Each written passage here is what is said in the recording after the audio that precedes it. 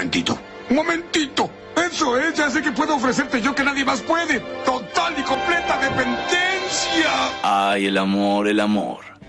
Nadie elige de quién se enamora, pero sí el modo en que ese amor, inevitablemente, lo vuelve un poco más idiota. Primada Libertad, un programa hecho con amor.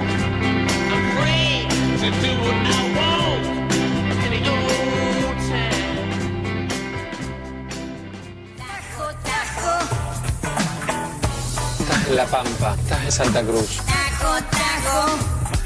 ¿Estás José? Estás esperando, estás en Misiones. ¿Estás ahí? Donde sea que estés, podés escucharnos a través de www.x5radio.com.ar. Estás ahí en Entre Ríos. Estás en Salta. Gracias, Internet. Estás en el Chaco. Gracias por tanto. Gracias, verdad. ¿Estás José? Estás ahí en Córdoba. La cortina de este separador no es de nuestra autoría, sino de alguno de esos monstruos divinos que suben videitos a YouTube y uno pierde tiempo en vez de laburar, pero bueno, hay que divertirse, che.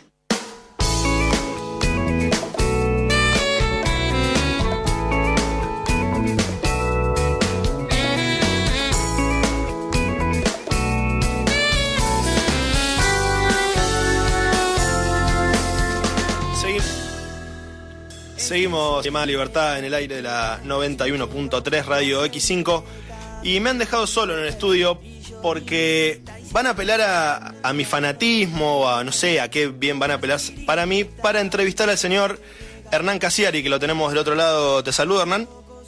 Hola, ¿cómo ves? ¿Escuchás por ahí? Te escucho perfecto. Qué bueno.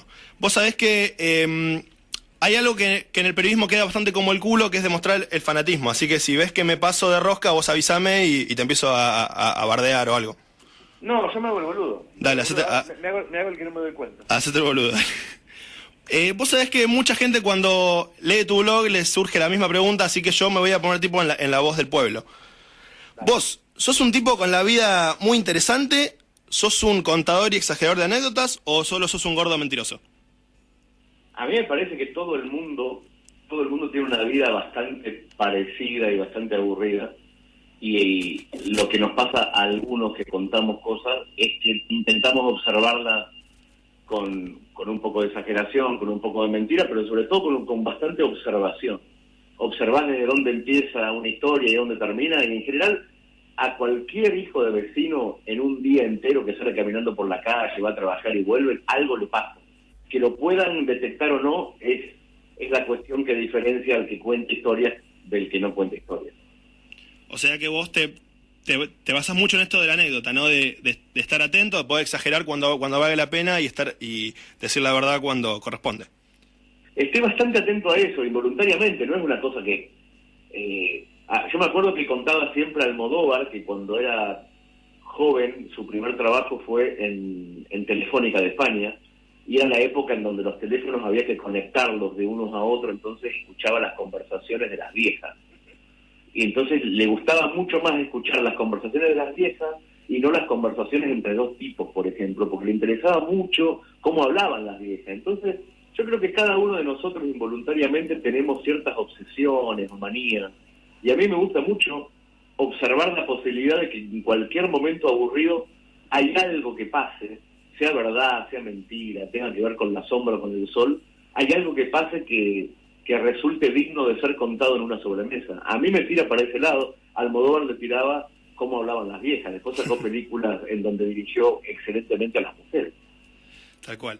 Te quería hacer también esta pregunta, el blog, que se puso tan de moda, digamos, en los últimos años, con sus idas y vueltas, ¿es un formato para vos? O sea, ¿vos te limitás en la duración, buscás un remate o ya directamente decís, bueno, escribo lo que escribo y que sea un blog es una casualidad?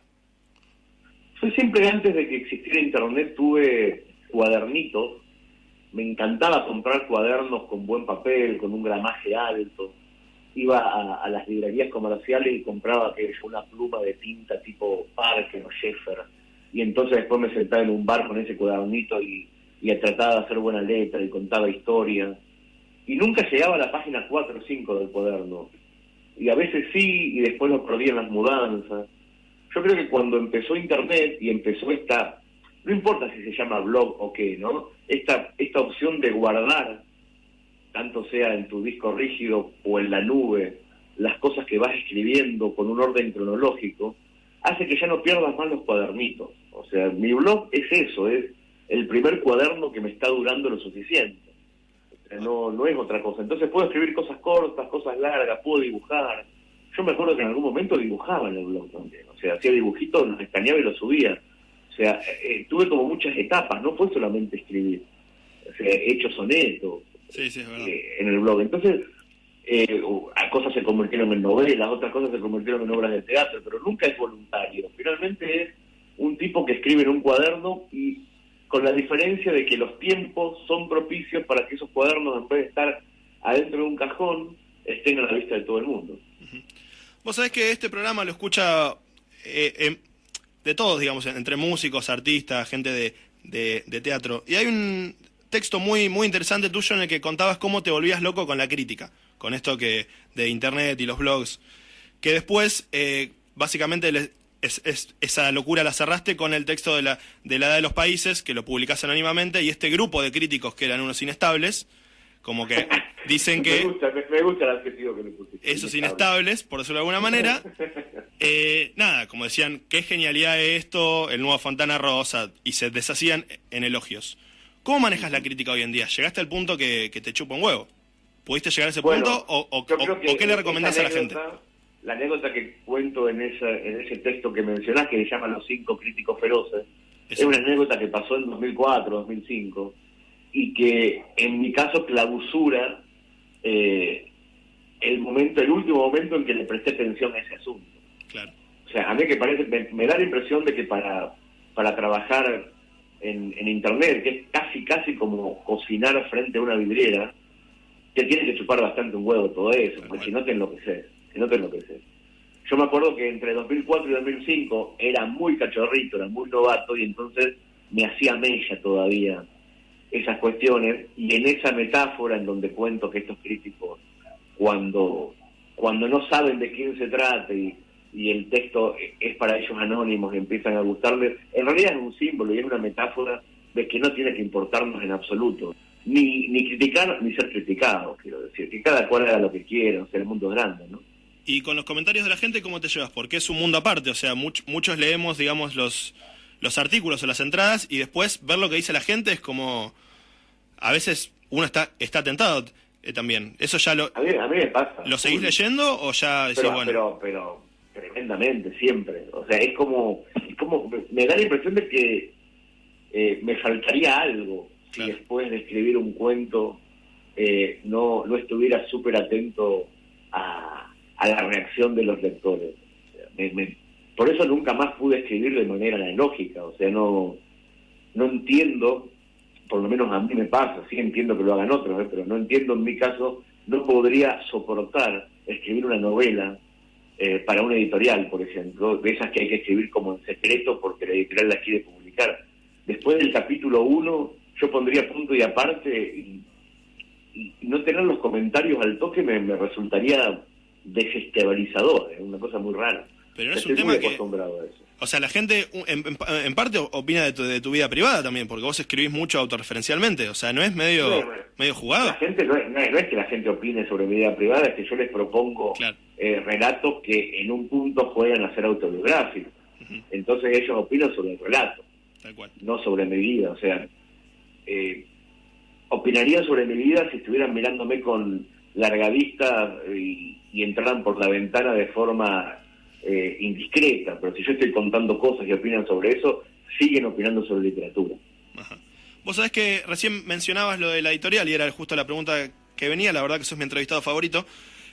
¿Cómo maduraste la decisión de la editorial, digamos? ¿Era porque escribir lo que se te cante? ¿Era porque el copyleft, digamos, esto que hacen es una ideología? Esto de que, bueno, usalo como quieras, pero poné mi nombre. O directamente capaz era una cuestión de guita, digamos, que capaz hasta ganaste más guita que con una editorial cualquiera. O es un poco de las tres, capaz. Empezó por hartazgo, en realidad, porque no me gustaba el funcionamiento de las editoriales tradicionales. Sobre todo porque yo, como un pelotudo, firmé contratos con multinacionales, no con pequeñas editoriales, claro, tradicionales, con las que sí estoy absolutamente a favor. O sea, con la gente que trabaja y que rema todos los días para sacar lindos libros, con esa gente no tengo ningún problema. O sea, yo empecé a tener problemas con multinacionales, con Mondadori, con Sudamericana, con gente que es muy forra, muy forra. Y entonces me harté un poco del sistema de trabajo de ellos, y inicialmente mi editorial nace porque para poder hacerlo de otra manera, para ser más alternativo, para volver a tener un contacto directo con el lector, para poder trabajar con amigos, o sea, hay un montón de razones.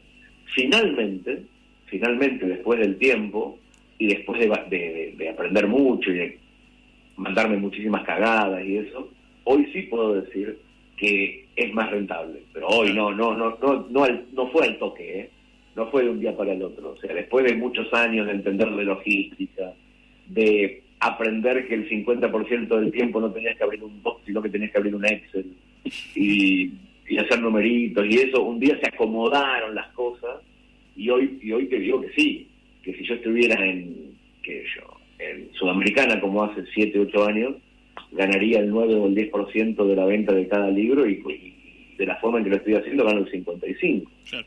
Entonces sí, claro, ahora me conviene mucho más, pero hay que romperse el orto un montón para llegar a ese lugar. Sí, nosotros en este programa siempre somos de la idea que autogestivo no es mucho más laburo, o sea, además de que que es ideológico, no es que yo me siento y que bueno, no le obedezco a nadie, pero me tengo que ganarlo cada peso que me gane. Es mucho más laburo, en el inicio es muy arriesgado, pero si vos saltás el riesgo y lo asumís, es muchísimo más divertido también. Claro. Bueno, ese la verdad que es un buen consejo. Te quería hacer otra también hace muchos años vos empezaste Orsay siendo un sapo de otro pozo en Barcelona. O sea, era como lo que te movía.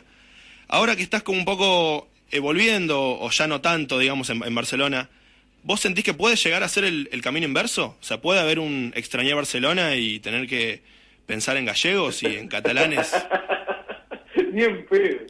O sea, no, en absoluto. Solo se está en Orsay una sola vez. Sí, yo creo que, no sé, bueno, en mi caso solamente se está en Orsay una sola vez. Me costó una bocha volver. O sea, mucha culpa, un montón de cosas, o sea, pero no se me ocurre en absoluto que me empiece a pasar lo inverso y que empiece a extrañar, en vez del dulce de leche, la crema catalana, pero ni en pedo. Bueno, pero a Serrat en lugares chicos, capaz que sí. Ponele. Sí, pero no, estoy súper cómodo acá, estoy re contento de haber vuelto. Bueno, muy bueno. Y otra cosa, ¿cómo te llevas con los recitales de cuentos? Es una cosa medio rockera esa con el público que están ahí como esperando. O sea, ¿tenés alma de rockstar, capaz? De hecho, el último que hice hasta ahora, de recital de cuento puntual, fue en el Cosquín. O sea, en el Cosquín Rock. Fue muy... Es una locura eso. Que es muy heavy, es muy divertido. Sí, hay en un punto, al ser cuentos, que voluntariamente hago cuentos que duran entre 3 y 4 minutos, que funcionan en un punto como canciones, por lo menos en el imaginario del público. O sea, cada 4 o 5 minutos hay una historia nueva, entonces tiene que ver con eso. El aplauso se da después de cierto ritmo, tiene una cosa de recital de música. Y es muy divertido porque a veces, por ejemplo en el Cosquín sí pasa, el público asume irónicamente ese parentesco, y onda que yo a veces empiezo a leer un cuento y en la primera línea aplauden como si fuera el primer acorde de una canción conocida. Pero lo hacen para forrearme más que nada, para burlarse de mí, no porque realmente estén emocionados. Pero es muy divertido y se genera una comunión muy, muy intensa con la gente que a mí me divierte un montón. Bueno, te hago 4 preguntas rápidas más y te dejo ir porque yo te tendría todo el día, o sea, un asado sin sal, te haría lo que quieras, pero... Mira, acá en este lugar donde estoy hay olor a milanesa en este momento, así que son 4 preguntas que rápidas. Te hago 4 rápidas. Perdiste mucha guita apostando libros en el Mundial. Eso sí, una bocha. Perdiste una bocha, ¿no? Sí. Qué mala idea esa. Bueno. No, la idea es buenísima, es una idea de marketing alucinante. Te regalo un libro por cada gol de cada Argentina. Y Argentina estaba jugando más medianamente bien, pero no estaba jugando pero no muy goleaba, bien. claro. Y justo toca contra Paraguay y hace un 6-1. O sea, no es, la idea de marketing está buena, se me fue con el orto. Racing campeón del mundo contra el Barça con gol de Milito, o Argentina campeón del mundo con gol de Messi. No, Argentina campeón del mundo con gol de Messi, pero te lo firmo ahora. Me gusta. ¿Un cuento favorito tuyo tenés? Un cuento favorito de otro autor. No, ¿Decís? tuyo, no. Acá egocentrismo, no te pongas pecho frío, tuyo. Un cuento favorito mío de mi autoría. Sí. A mí me gusta mucho uno que se llama Gaussian Blur porque más que escribirlo lo vomité. Un cuento donde hablo de la muerte de mi viejo. Sí. Y de la primera vez que lo pude llorar 5 años después de su muerte, pero fue un cuento que no tiene estructura, que lo hice en un hotel de Costa Rica, creo que en el tiempo real que se tarda en tipear. O sea, medio como que lo vomité, y me gusta por eso, porque no tiene porque no tiene ni un segundo de careteo, es como lava ardiendo, es real. Y la última, ¿algún día le vas a dejar tus cuentas de redes sociales a Nina o @Cassiari muere con vos? Se lo va a tener que ganar. Se lo va a tener que ganar. No, puede ser, puede ser. Si le interesa, puede ser, pero se lo va a tener que ganar. Bueno, te saludamos, Hernán, y recordamos el chivo, ¿no? Que es parte de un poco la excusa de la entrevista. Miércoles 16, 23 y 30 de marzo. Sí, el 16 ya está agotado, o sea que si quieren ir a ver un recital de cuentos con invitados sorpresas, va a haber músicos y actores, pero sobre todo va a estar mi vieja arriba del escenario, lo pueden hacer el 23 o el 30 de marzo y pueden sacar las entradas desde mi blog, que es editorialrosey.com. Así que esto es en Capital, Santos 4040, ¿no? Bueno, es en Capital, y si no tienen ganas, yo creo que en algún momento entre abril y mayo voy a estar en La Plata con el mismo espectáculo, así que aguántense y me ven en La Plata. Aquí te estaremos esperando, entonces te mandamos un saludo, muchas gracias por la entrevista y bueno... un abrazo y te agradezco un montón. Comé sin sal, por favor, te lo pido. Yo de lo que voy a comer va a ser sin sal. Dale, un abrazo, Hernán. Un abrazo, chao. Suerte.